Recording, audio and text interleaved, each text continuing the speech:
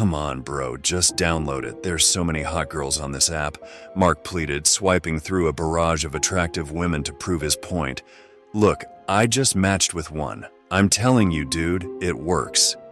I had always been leery of dating sites, but I'd be lying if I said my curiosity wasn't piqued. I don't know, man. Kinder? It's an obvious Tinder knockoff. Plus, I don't know if I'm ready to put myself back out there just yet.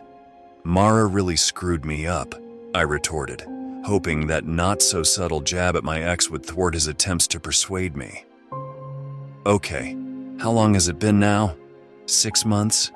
You gotta move on. You're a great guy and any girl would be lucky to have you. Just because you picked one bad apple from the bunch doesn't mean they're all rotten. Pulling at my heartstrings, you sly bastard. I'll consider it, all right? Fuck yeah. You won't regret it, Jason. I downloaded the app later that night. I was honestly giddy to test it out. If it worked as well as Mark said it did, I'd be elated. Though I'd never admit it to him, the loneliness was beginning to take a toll on me. Mark was right. It was time to move on. I selected a handful of photos that I thought I looked decent in, hurriedly scrolling past the wall of pictures of Mara and me that I hadn't had the heart to delete. Looking at them always sent a pang of grief jolting through my heart, a constant reminder of the mess I'd made. But it was over. I couldn't change the past, only the future. So, with that notion at the forefront of my mind, I steeled my resolve and finally deleted any remaining photos of my ex-girlfriend from my camera roll. After a week, I was a bit underwhelmed at the modest number of girls I'd matched with. When I was fortunate enough to kick off an interesting conversation, it usually fizzled out after a day or so. Give it time. You just got back in the game after 2 years of being off the market. You've got to give yourself a chance to learn how to talk to girls again, Mark advised. Here, let me see your phone. I'll try to give you some pointers to set you in the right direction. I sheepishly handed it to him. Come on, dude. You can't simp over these girls. Hey, you're really pretty isn't gonna get you anywhere. Okay, what do you start off with then, Johnny Sins?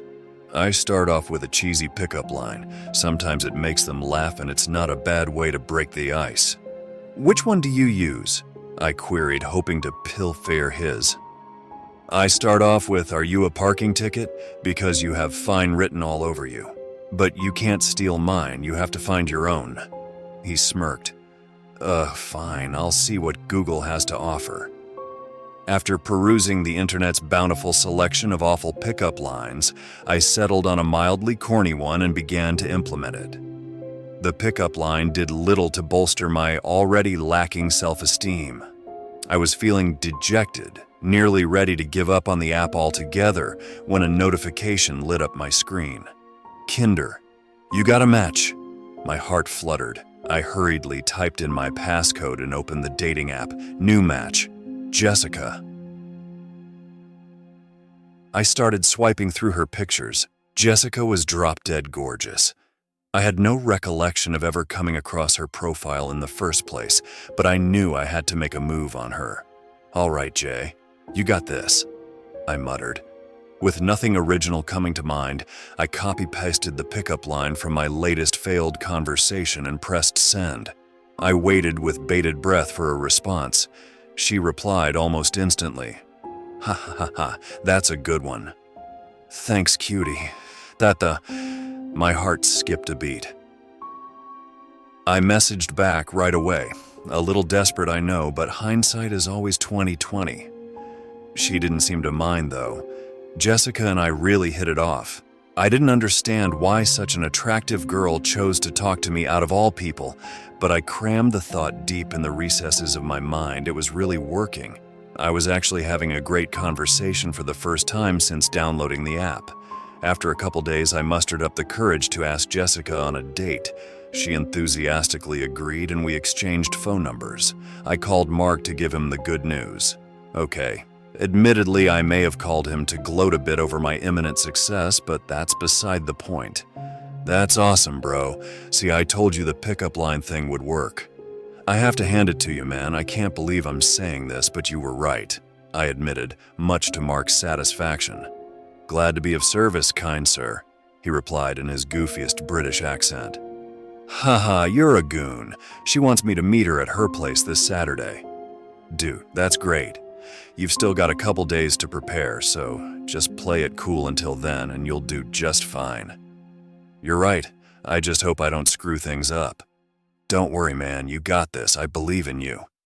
Mark doted, trying to boost my confidence. I really hope you're right. That night, I had one of the most vivid dreams of my life. I was alone in a dark house that I didn't recognize. The luminescent glow of the television was my only light source. I wearily stood. I felt tired. So tired. As if I was underwater with cement blocks strapped to my feet. I blearily called out into the encompassing black, "Hello, is anyone here?" I didn't expect a response, so a twinge of fear and confusion pulsed through me when a soft, soothing voice emanated from deeper in the home. "In here, baby," she sang, enticing me to follow. I moved as quickly as my heavy feet would allow, clumsily making my way to the hall. "Where are you?"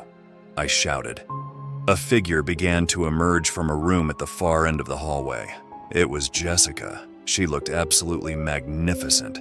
She was dressed in lingerie, her skimpy outfit proudly advertising her assets. Long brown hair flowed down her back, tapering off nearly halfway down. Her smile captured my heart, beautiful rows of stark white teeth gleaming back at me. Her stunning green eyes connected with mine, paralyzing me with her tantalizing gaze. She glided up to me and gently took my hand, lightly dragging me behind her.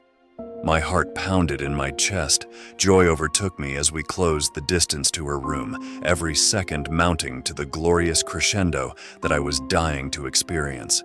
Then, right as we reached the doorway to her room, I heard an alarm clock. My eyes sprung open. Disappointment enveloped me as I realized it was just a dream, but it felt so real. Maybe it was a vision. A passing sense of delight bubbled inside me at the thought. I had the same exact dream every night that followed. Each time, Jessica and I would come so close to passing the threshold of her bedroom, only for my alarm to tear me back to consciousness. It was starting to freak me out with the consistency of it all. I reasoned that because Jessica was on my mind all day, my dreams were reflecting that.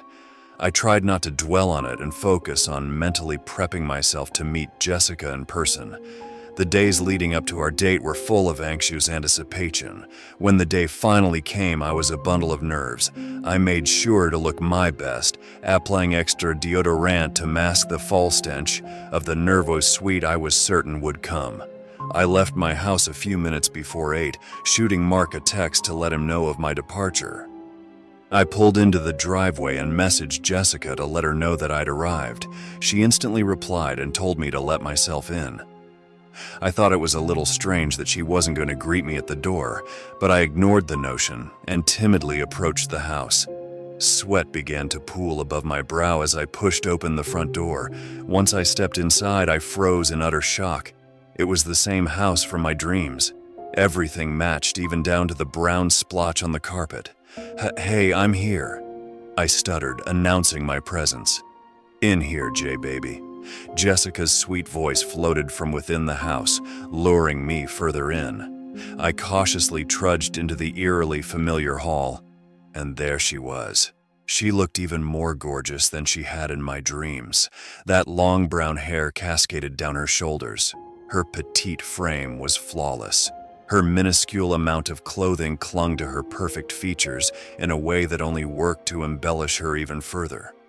Her smile stunned me as I stared transfixed into her glistening green eyes. She stood seductively in the doorway, beckoning me closer. My legs involuntarily drifted toward her, and in a matter of seconds, I was standing before the radiant enchantress I'd been so eager to meet. She slipped her soft palm into mine, interlacing our fingers, and pulled me into her room. She led me straight to her bed where she adopted a promiscuous position atop the covers. "Care to join me?" She giggled. "You know it," I replied, donning my best sexy voice. I swiftly kicked off my shoes, discarding them at the foot of the bed. I began to approach her, but my foot clumsily caught on the corner of the bed frame, sending me crashing to the floor with a loud thump. "Oh my goodness, are you all right, sweetie?"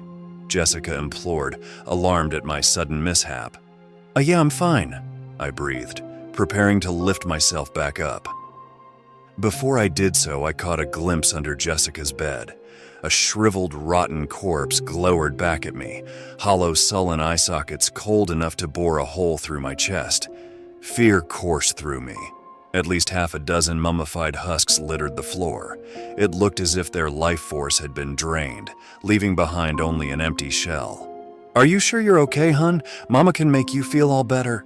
Yeah, I just need to use the restroom real quick," I lied, shuffling to the hall as surreptitiously as I could. "It's down the hall and to the left." "Hurry back now, sweetie," she uttered, a tinge of impatience seeping into her words. "Oh, I will." Once she was out of sight, I bolted to the front door, not caring that I'd left my shoes behind. I jumped into my car and floored it out of there, tires squealing as they grappled for traction. Jessica tried calling me repeatedly afterward. I blocked her number and deleted Kinder. I receive calls from random numbers occasionally, but I can't definitively say that it's her. I have a sinking feeling that I haven't seen the last of her yet, though, because every now and then I still have that same recurring dream. Only now I always see how it ends, and I wouldn't wish that nightmare upon anyone.